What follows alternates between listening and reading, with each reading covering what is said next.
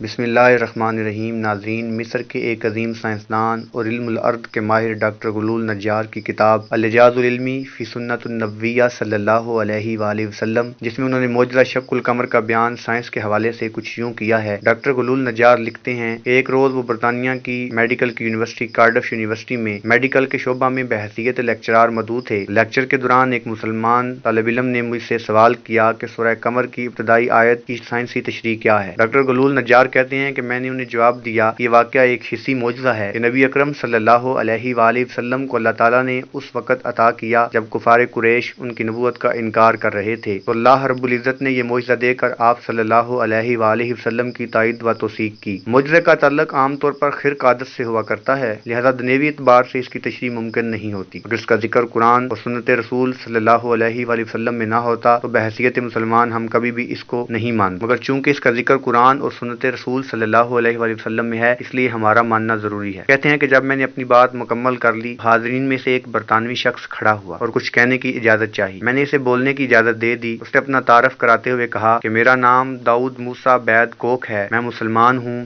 اور برطانیہ کی اسلامی تنظیموں کا سربراہ بھی ہوں۔ سورہ قمر کی آیت 70 کی دہائی میں میرے اسلام لانے کا سبب بنی۔ اس نے کہا کہ واقعہ کچھ یوں ہے کہ مذاہب و ادیان کے بارے میں مجھے کچھ چیزوں کی تلاش تھی۔ اس دوران مجھے کسی مسلمان نے قرآن کریم کا انگلش ترجمہ دیا۔ جب میں نے قرآن کریم کھولا تو پہلی نظر سورہ قمر کی ابتدائی آیتوں پر پڑی۔ میرے لیے یہ ماننا بڑا دشوار تھا کہ چاند کے کبھی دو حصے ہوئے ہوں گے اور پھر وہ آپس میں دوبارہ مل گئے ہوں گے۔ یہ بات میرے دل کو نہیں لگ سکی۔ میں نے قرآن کریم بند کر دیا، پھر سے پڑھنے کی کبھی کوشش نہیں کی، مگر قدرت کو کچھ اور ہی منظور تھا۔ چنانچہ میں ایک مرتبہ بیٹھا ٹیلی ویژن پر BBC کا ایک پروگرام دیکھ رہا تھا۔ یہ پروگرام سائنسدانوں کے خلائی جیمز برگ سفر سے متعلق تھا۔ پروگرام پروڈیوس کرنے والے شخص نے انٹرویو کے لیے امریکہ کے 3 بڑے خلائی سائنسدانوں کو دعوت دے رکھی تھی۔ پروگرام پروڈیوسر انٹرویو کے دوران سائنسدانوں کو بہت لاہن تان کر رہا تھا۔ اس کا کہنا تھا کہ آخر اس خلائی سفر کا کیا مقصد ہے جس میں کروڑوں ڈالر خرچ کر دیے گئے ہوں، جبکہ یہاں زمین پر ہزاروں افراد بھوک، بیماری، جہالت، افلاس اور ماندگی کا شکار ہیں۔ سائنسدان پرزور انداز میں دفاع کر رہے تھے۔ ان کا کہنا تھا کہ یہ فضول خرچی نہیں ہے، بلکہ عنقریب اس کی مدد سے کچھ ایسی سہولتیں پیدا کی جا سکیں گی جس سے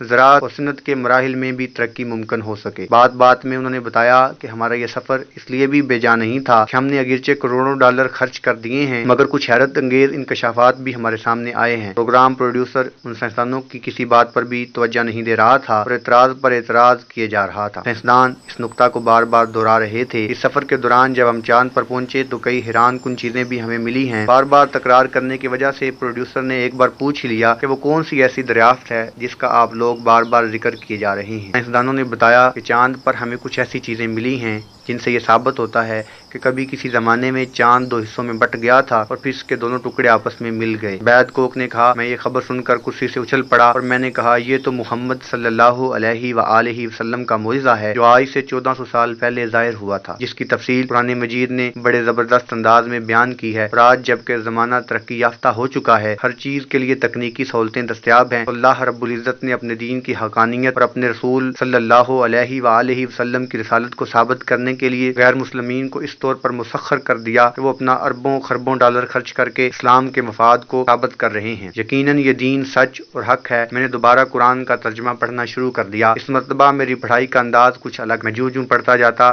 میرے کیف و سرور میں اضافہ ہوتا جاتا۔ پھر میں نے سوچا کہ اس مذہب کے دامن میں ہی پناہ لینا سکون و اطمینان کا باعث ہوگا، لہذا میں مسلمان ہو گیا۔ اس طرح سورہ قمر کی یہی ابتدائی آیات میرے اسلام لانے کا سبب بنی۔